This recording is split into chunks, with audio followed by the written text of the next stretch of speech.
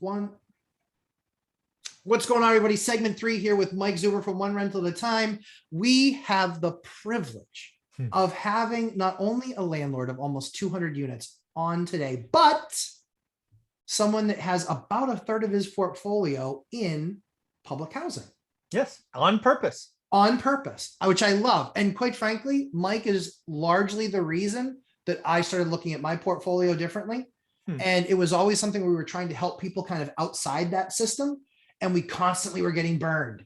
And so we decided to engage them, have conversation with them, meet them. So your network is your net worth. We spent a bunch of time doing that and having those relationships and starting those relationships and having those conversations. And so one of the very interesting things is that, Mike, what was very interesting to me is I had just purchased a building and it's a 12 unit, and 3 of the folks in that 12 unit are actually on housing. Okay. So I'm like, awesome. I get to naturally add to it. Yeah. Right. So we close on the transaction. I send out my introductory letter to everybody, waiting for everybody, their feedback, give me their contact information, etc. And in this particular case, none of the housing people actually got back to me. None of the tenants that were in housing actually got back to me. So I said, that's interesting. Okay. So I call housing. Housing says, we are not going to pay you rent. Okay. And I said, okay. Why? Why? Yeah. Why? And she said, because there's a number of maintenance issues. Oh, sounds okay. All right. Tell me, do you have a list of them? Tell me what they are. I mean, am I going to guess? Yeah. So what was really interesting to me is that this previous landlord, in the process of this deal, he had been getting letters since July.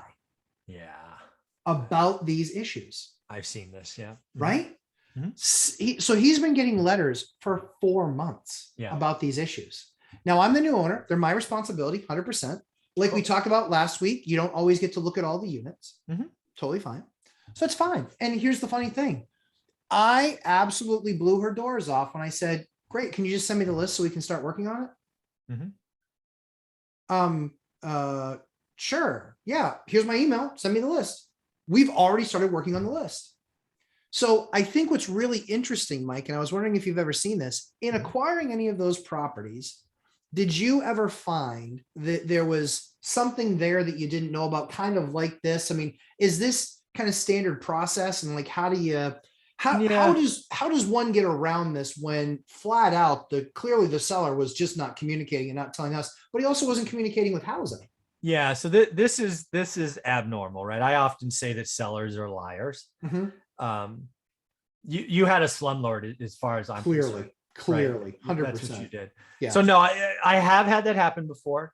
But yeah, as long as you go, all Section 8 or housing, as we're calling it here, is a wonderful organization that just wants to make sure that their tenants are living in safe and secure housing. Completely agree. And they have the power, rightly so, to withhold rent if they are not being listened to. But they bend over backwards. They have probably given that landlord at least 3 letters before they make the threat of not paying rent. Well, you've got July, August, September, October. I didn't close until towards the end of October. Yeah. So it's an unfortunate situation. Sure. I think there's a special place in hell for slumlords. Agreed. And but when you come in and you do the right things, they'll make up for it. Section 8 will always pay back rent. They will inspect it to make sure you're not a one-hit wonder. You should expect that coming. Yeah. But yeah, it's a wonderful program. Would you, so, I'm always about learning. Clearly, what I've learned about this process is he was a slumlord. Like, there's just, we sent out the letter, all 12 people, we posted on their door. We have since followed up another posting on all of their doors with another letter, basically just saying, hey, of the people that got back to us, there were 47 open issues. In the first 2 weeks of owning the property, we've addressed 28 of them. Right. We're getting to the other ones. We're just waiting our turn in line with those contractors, et cetera, et cetera. But if you're evaluating a deal like this that might have Section 8 or housing or voucher program, if I had to do over again, because I'm a big guy on learning lessons once, Yeah. I would probably reach out to housing before closing and say, Yeah. is this landlord in good standing? Yeah. The good news is, Would they answer that question? yes. Okay. Well, be very clear. They would not talk about the landlord. They'll talk about the building. Got it. Okay. Right. If you ask To about me, the it's the landlord, same. Yeah, sure. well, I agree, but Yeah, they'll talk about the building. They won't talk about the owner. sure. Right. Just that's just how they, but yeah, they would likely answer that. You could answer questions like you would probably have to show them that you're in escrow. Right. So you'd have to prove it. Sure. You could ask about the tenants, right? You've been told the tenants are these names, right? Because you probably have a estoppel, a rental estoppel. And yeah, they could validate things. They can validate move-ins. You could ask things about when was the last rent increase. I probably would ask that. I would probably ask to see the last inspections, which is probably a way around, is this guy, because they may not answer it outright, but you could ask for the inspection report. In California, they do it once a year.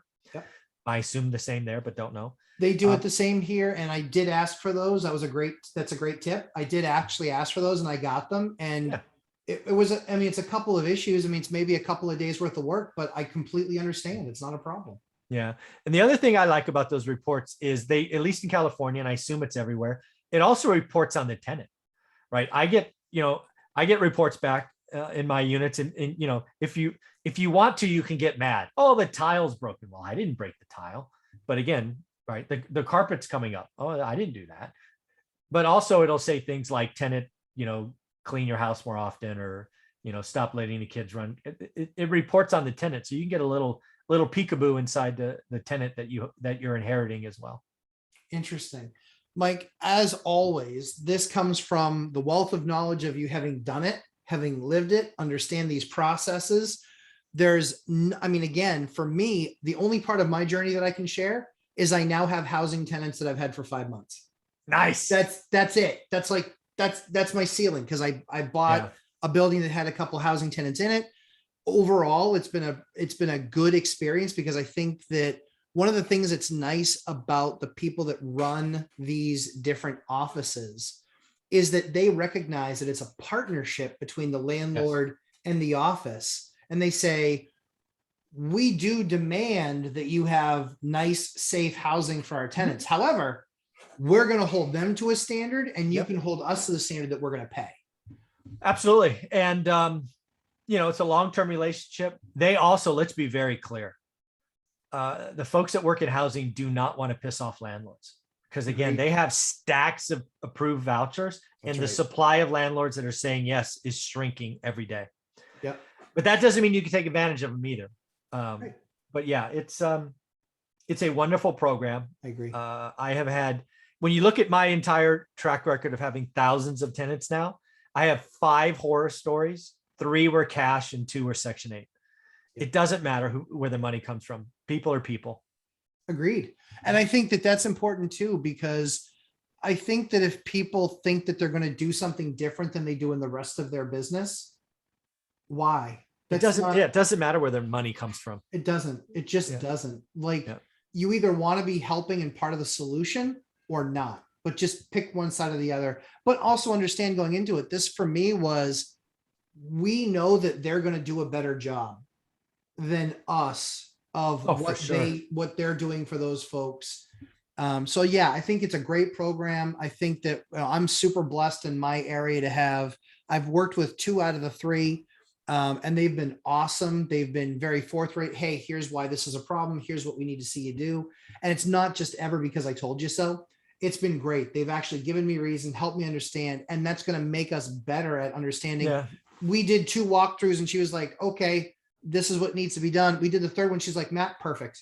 I was like, awesome. You got it. Then. And the last thing I want to say is, a lot of people get upset with the inspection reports. As someone who pays a property manager, I use those to check the checker, right? Because I hold my property manager to a certain level. Yeah. And then the last thing I want to say is about 90% or so of the things that they identify, I would have fixed anyway, if I knew, right? There is that low 10%, maybe single digits, like really? But I'll take the good with the bad. Well, yeah, I mean, again, like you said, I mean, if that's such a small percentage, very, very easy to live with, and just one of those things where you kind of scratch your head and go, all right, fine, if you really Right. need that. Government bureaucracy. Okay, I'll Yeah. write that off. 10%. Exactly. Is what it is. Mike, tell everybody where they can find you. I think these are some amazing points that you've given us specifically on housing and the voucher program and really understanding what that better process is for purchasing. So where Yep. can everybody find you? One rental at a time. It's a lot of fun, folks. Look at the course. He's a free course that kind of gets you warmed up for what you're going to find in the real course. Saturdays with Mike on his channel, on his live stream. It's a fantastic live stream, lots of interaction, lots of questions. Mike makes himself available for that hour. But just for me, because I need to be able to bring at least as much value as Mike can, it just takes me 3 hours to do No, it. stop. No, So Mike goes, your discipline is much better than mine. I couldn't go 3 hours. My voice would crush me. yeah, Mike goes for, well, it's all those, it's all that singing that I do. Yeah. So Mike goes for that hour. It's a blast on Saturdays. And then on Sundays, 11:30 Eastern time, live stream on Lumberjack Landlord, 11:30 Eastern time. We go for about 3 hours. Your questions, my answers. As I always say, we spend a ton of time creating great content for you guys. Please subscribe, hit the like button. And if you don't catch this on Lumberjack Landlord on Friday, you will see it on Mike's channel, One Rental at a Time, on Saturday. So Mike, thanks again, my friend. Have a great weekend. Take care. Thanks. Take care.